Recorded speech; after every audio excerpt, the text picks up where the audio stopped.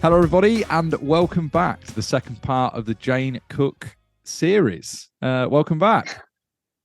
Thanks for having me back. No, not a problem at all. Obviously, last week's episode we were talking about, sort of an overview of your beekeeping. We went through obviously the different roles that bees play, the fact that they only live for 6 weeks in the summer times. And yeah, I just wanted to dive in a bit more. Like I've said, this is a fascinating subject to me. Just because all sort of insect life is really, just because of how everything integrates and how just the natural world really, and how sort of detached we are as humans, and getting more and more so obviously with cities and all the rest of it, and monocrop agriculture, as we mentioned in the last episode. So yeah, I just want to just dive into a few of the bits thing. We started talking about obviously the queen and the cage. But how do you get a hold of a queen? So there's a couple ways you can, if your colony loses a queen, that you can fix that problem. If you have another hive that has a frame of eggs and you put it into a queenless colony, the bees will know and they will actually turn one of those eggs into a queen. So any egg has the potential to be a queen. Any fertilized egg, I should say, any fertilized egg has the potential to be a queen. The way they do is they just feed her differently, or they feed that egg differently. So the first couple of days, all the eggs start to hatch within the first 3 days. They're fed a little bit of royal jelly. But then after that, a queen will get royal jelly, but the worker bees will get a combination of pollen and honey that is called bee bread. And what that does is basically stunts their reproductive organs so that the worker bees are really not able to reproduce. They're not able to develop eggs and the parts needed to do that. Whereas the queen is able to grow to her full potential since she's only fed the royal jelly. So they can make their own queen. And actually what they typically do, if the colony knows that they need to have a new queen, they'll make more than one. And then the queens, the first one to hatch will typically come out. She'll make a little sound called piping. I'm not going to try to make that sound for you today, but you can Google it. And it's and the other queens that are about to hatch will actually start to pipe back, revealing their locations. And then that queen, that newly hatched queen, will actually go and destroy the queen cell and kill the queen before she's had a chance to hatch. So it's like real Game of Thrones stuff. If there are Yeah. two queens that hatch around the same time, then they will battle to the death. Whoever survives is the queen that will be the colony's queen. When they fight, Mm-hmm. how do they go about? Is it stick? Obviously they've got Mm-hmm. stings and stuff like that, so they're just Yeah. each other. Mm-hmm. So their stings can kill. Yeah. Yeah. It's interesting. There is, oh gosh, I have a video. I could forward it to you. This creator on Instagram was actually able to capture it. It was I feel like a real dork right now, but it was really cool to watch these two queens kind of like nearly intercept each other, and then when they finally do, I mean, they do get out, and it's kind of like it's a little horrific to watch, but then you're like, oh my gosh, like when do you actually get to see this? Because it's Yeah. usually done within within the hive. How long would a queen fight go on for? I guess it depends on how strong the queens are. Um, I don't know. This one went on for a couple minutes, I think. Oh right, it's quite a good back and Hmm. forth then. Hmm. You mentioned there as well, obviously about royal jelly. What is royal jelly? So royal jelly is a kind of milky substance that is produced by the worker bees. It's actually produced on a gland on their bodies, and it is very protein dense. and they feed it to their baby bees. A lot of people used to think it was like the fountain of youth. They would, women, a lot of, well, not just women, but people would use it in cosmetics, thinking that it would, help with the aging process. But I don't know if it does or not. So when you're so just talk me through what are the sort of standout differences between a queen bee and the rest of them then? The worker bee. And yeah, the worker bee, yeah. Okay. So the first difference is the size. The queen bee is going to typically be double the size of a worker bee because she has a longer abdomen that is able to dip down into the bottom of the comb to lay an egg. Then there's some subtle differences. The dot on her back is a little bit balder. That's kind of the big two ones if you're looking at them physically, like if just side by side. It's mostly the size. And can you just talk us through, like head to toe, like a bee, like how they're made up, or to the Oh, best of your? oh boy. Okay, so I'm not an entomologist, full disclosure. No, it's fine. um, You know more yeah. about it than I do. Oh gosh. Um, so they have a thorax and an abdomen, a head, thorax, abdomen. Um, and the head, obviously they've got antenna. I think the most notable thing is that they actually have 5 eyes. They have the 2 on the side that are the typical, and then they have 3 on the top of their head that are not typical eyes. They have other sensations. It has to do with, like, believe navigation and things like that. They breathe through spiracles.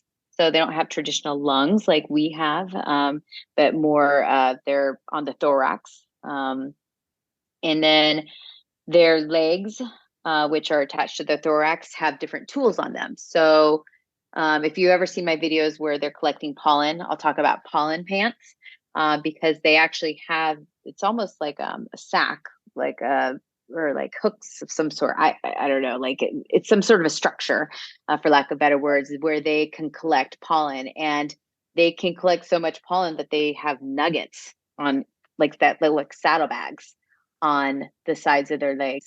Um, and then they bring those pollen pants back into the hive and then drop those nuggets off so that the bees can put them in their colonies. And then their abdomen, they've got their intestines, and at the end is a stinger. The stinger obviously is probably the most notorious part of the honeybee. And it is attached to their digestive tract. So when a honeybee stings you, it actually, like, the barb actually sticks into the skin and it pulls the intestines out. So the honeybee will die when they sting you. What else? Yeah, that seems That's like a crazy design to me. yeah, yeah. It's interesting. It's only with mammals, I think, because they can sting other bees, they can sting other insects multiple times without dying. But I think it has to do with, like, mammalian skin. So if they sting like animals or, people, then it's fatal. Ah, right. I didn't know that. Well, I didn't know most of this, to be fair. Uh, I say it's fascinating. This is why I do this. Honestly, I love talking about bees because I think it's just so fascinating, everything about it. I could take or leave the honey. I think the bees are really cool. okay, well, tell me some more then. Um, Gosh, I don't know where to start. Honestly, it helps when you give me a leading question. What were we just talking about? Stingers. Okay. We were talk. Oh, you mentioned about the eyes, the extra 3 eyes that they've got. Mm-hmm. What did you say that they were for? So I think they're mostly for, like, navigation. You have to realize, like, inside of a hive, it's dark. So traditional eyes rely on the presence of light and reflection. Whereas if you're in a hive, a beehive, it's dark. And so they've got to be able to navigate. And I do not know all the ins and outs. I'm sure I read it at one time. I don't recall now. But they're, it allows them to move in space and do what they got to do in the hive. I think they're more for using inside of the hive as opposed to their traditional eggs, which are used outside of the hive. If that makes sense. I don't know. Yeah. So on back onto the queen front, and you said that she lays 2,000 eggs a day. She can, yes, during the height of the summer, yes. So how often is she going up to get droned? Oh, this is great. Okay. Droned. I didn't know what you call it. I didn't want to say, No. there's many words that could be used, but droned is probably the safest. Okay, so this is actually really interesting too. I get really excited about this because I think it's so fascinating. So the queen will go out. So a queen is hatched and she has a couple of days where she needs to sexually mature. Then she will leave the colony and she will go on mating flights. And during these mating flights, she might mate with 10 to 20 drones in one flight. And she's just trying to collect as much genetic material as she can. And once her, I think it's called a spermatocath or spermatocele, it's a structure which basically holds sperm. Once it is filled, she doesn't have to mate again. She literally goes back into the hive and she doesn't have to leave again. She mates once, many times with many drones. She does it once and then she's done. So the mating flight might occur like over like 1 to 3 days, and she might go on several flights, but it's at the very beginning of her life. And then once she's back in the hive, she has all the genetic material she needs and she never needs to leave again. That's crazy. So I know. With the sperm then, when she's so how does it go from being in the sperm, whatever you called it, to obviously her then being pregnant? And how long is that cycle? Like, how long does she? So it's a special structure that is there to only contain or carry all of that genetic material. And it's all mixed up. Like it is of all the drones, the 10 to 20 that she mates with, it just goes into this one section of her abdomen. Again, she has that elongated abdomen, so she has the ability to carry it. And then she will hold on to it as she produces eggs, and then she will individually fertilize the eggs as she is laying them. Use one sperm for one egg, and that's it. She's obviously very efficient. Very efficient. Gangbang. Essentially. So I didn't want to say it. I'm glad you did. Well, it is, isn't it? 10 to 20. She gets around and I like how you said as well that she has to get to sexual maturity in like a couple of days. Yes. How long does a queen live? So she can live up to 4 years. Oh, okay. So I haven't had one live that long yet, but.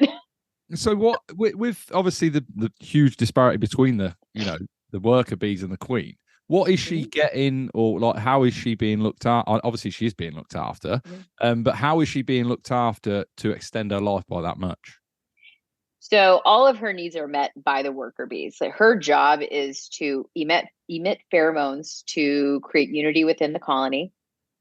And then to lay eggs. Like that's pretty much it. So the worker bees feed her, they groom her, they direct her where to go. And it's interesting because it's actually not the queen that makes a lot of the decisions within the colony. The colony as a unit will make decisions about even what kind of egg she's going to lay. So here's the other interesting that I didn't really touch on. I said earlier, that any fertilized egg has the potential to be a queen. Non-fertilized eggs, because she will lay non-fertilized eggs, become drones. So it's right. I'm gonna digest it for a second. It took me a little while to figure this out too, and I feel like I learned about this in science class somewhere, like in grade school. But it's the difference between diploids and haploids. So we have 2 sets of genes, right? We have a set of genes from our mom and a set of genes from our dad. Well, drones only have a set of genes from their mom. So the genetic material that they would have gotten from a drone would have been their grandfather. So how? But how? If the egg isn't fertilized, how does? Because it is. Well, I don't understand how that works. Yeah, it's just different.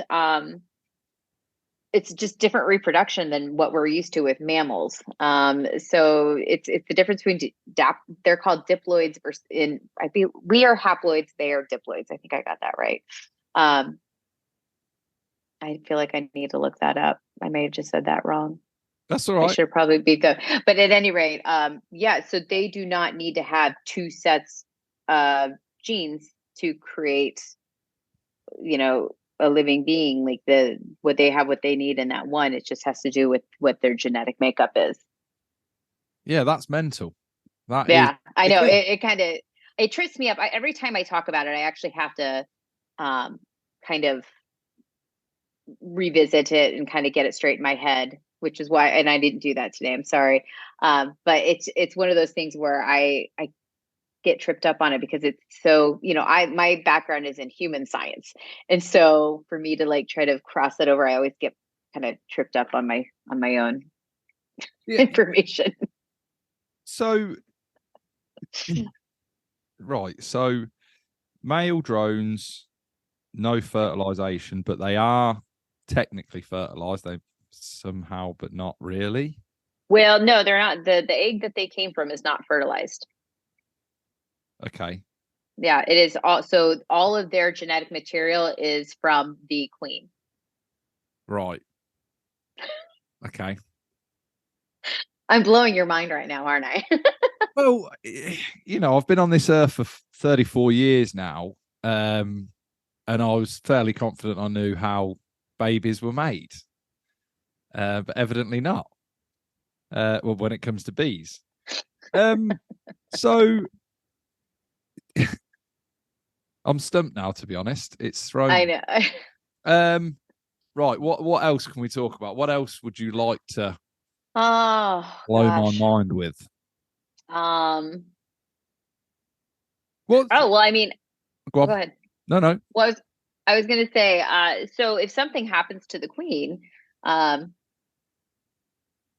I don't want to break your brain because this might make that worse. No, The no. whole concept of, um, so if for some reason a colony loses a queen and the colony is not able to make a new queen, then what can happen is once the queen's pheromone has left the hive, then some of these worker bees sometimes will start to mature. Like their sex organs will then start to mature and they will start to try laying eggs. And they are called laying workers.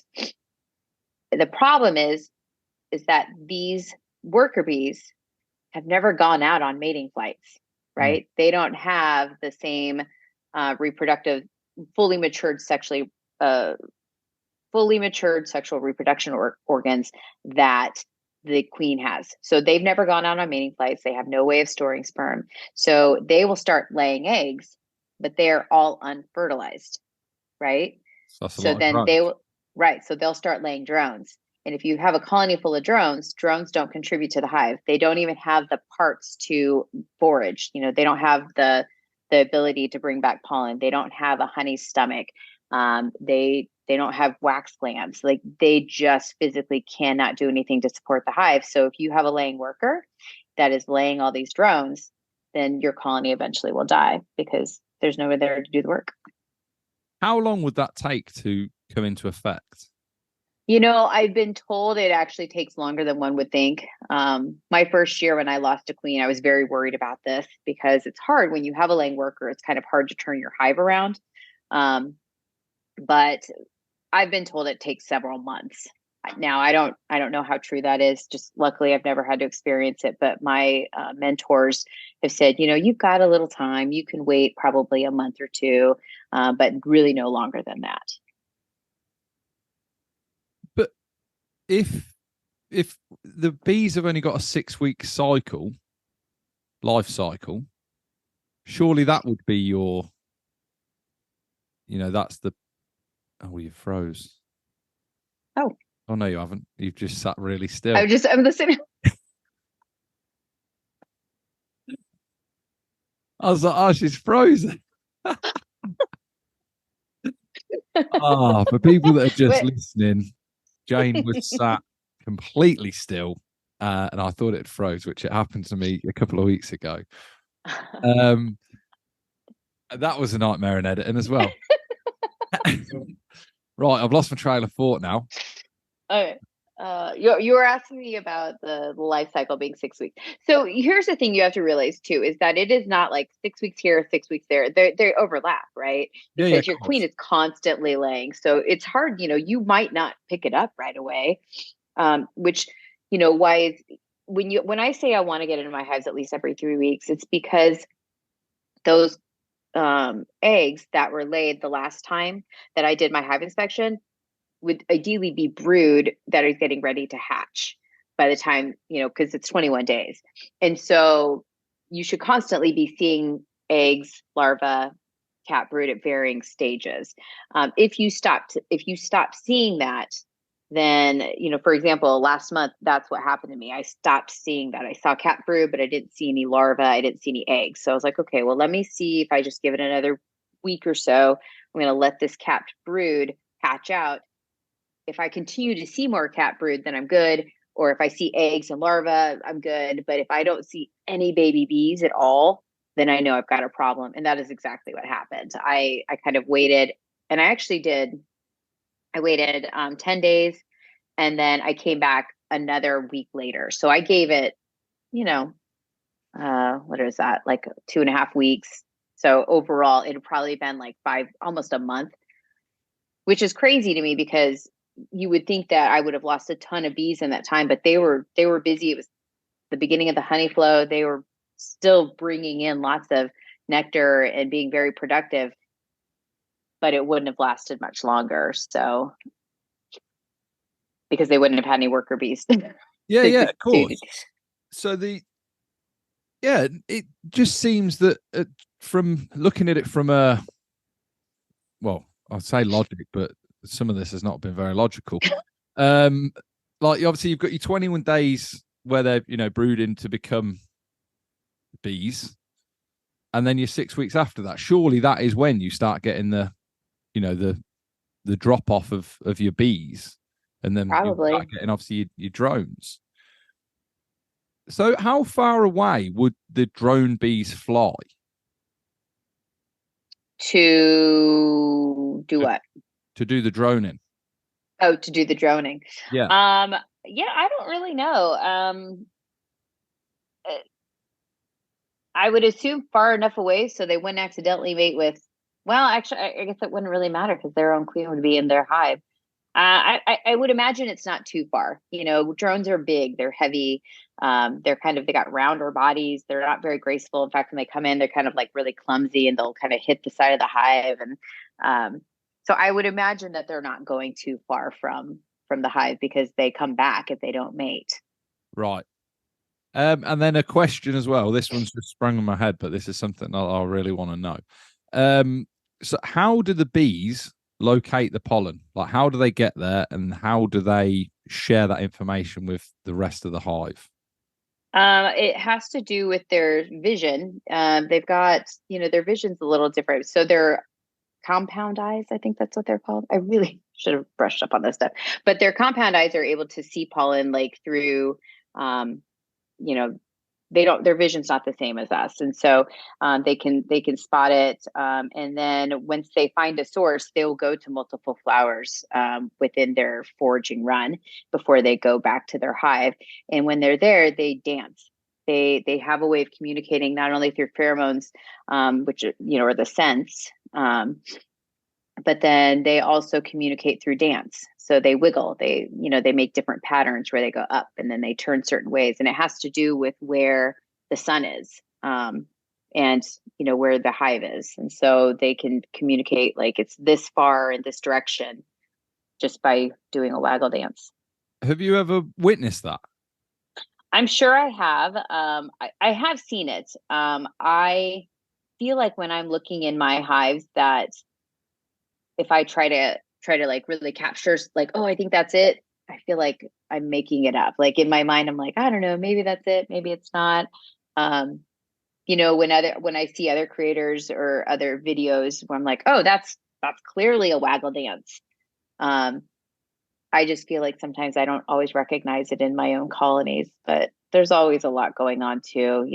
I suppose if I just sat there holding a frame and like looking at it for an extended period of time that I would be able to probably see it. But the truth is I don't have that luxury.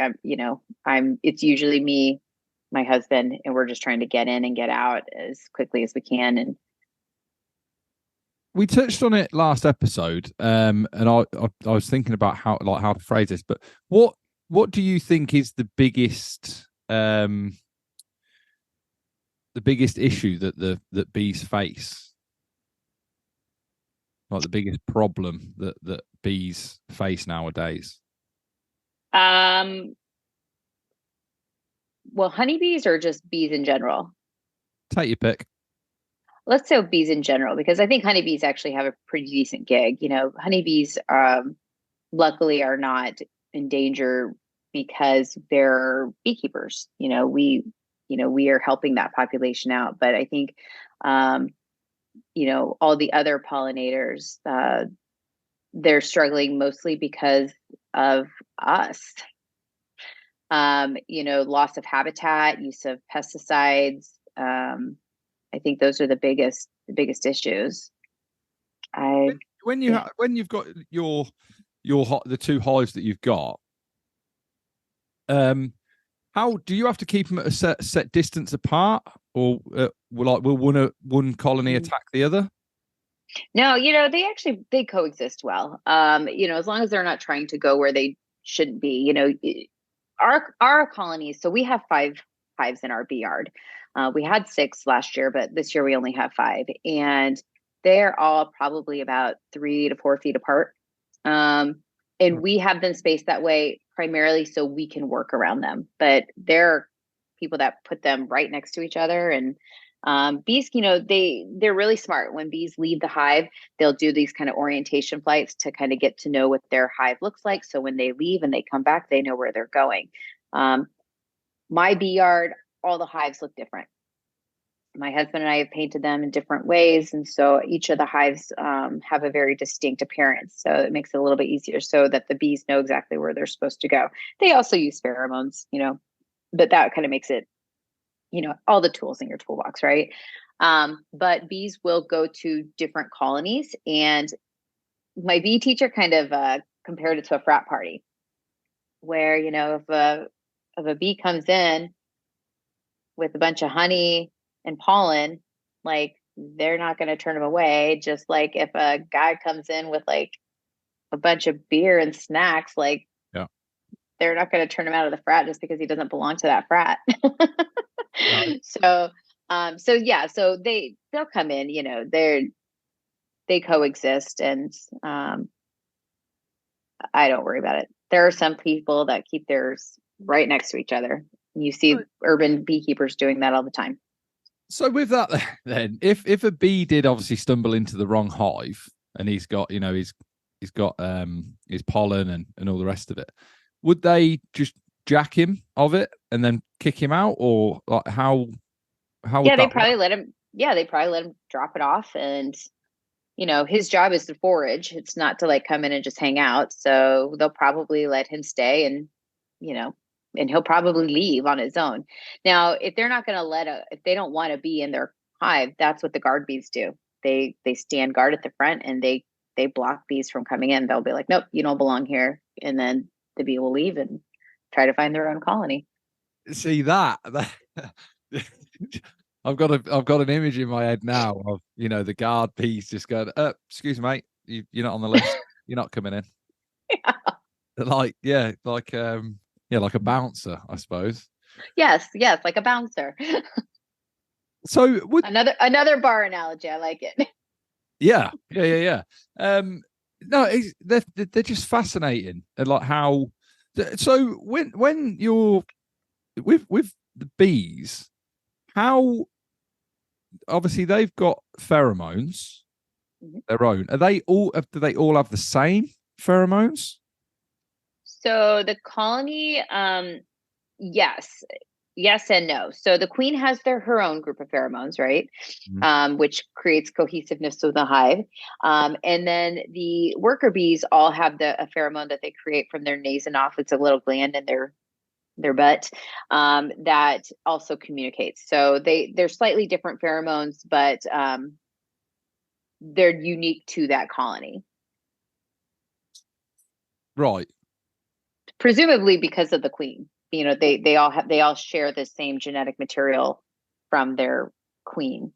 Yeah, but the only reason I ask is obviously because she's got 10 lots of drone stuff swimming about. So Mm-hmm. just like with the genetics, the mix of it and stuff like that, whether it was down to, the father, like for what they've got, which obviously they'd Mm-hmm. have a mixture of everything, really. But yeah, we're sadly coming to the end of Oh, this episode. Have you got anything else you want to plug or talk about? Anything at all? It doesn't necessarily have to be bee related. no, this has been a lot of fun. I could talk about my bees forever. Yeah, It's kind of annoying, but thank you for giving me a platform to do that on.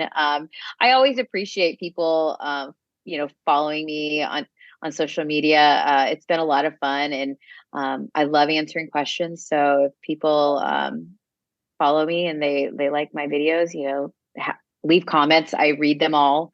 I've had a couple of videos that get a little crazy that are, there's a lot. Like I have one video on TikTok that's got like 12 million views and there's 4,000 comments and I have not read all of those, but some of the smaller ones, I really try to answer questions. I'm an educator at heart.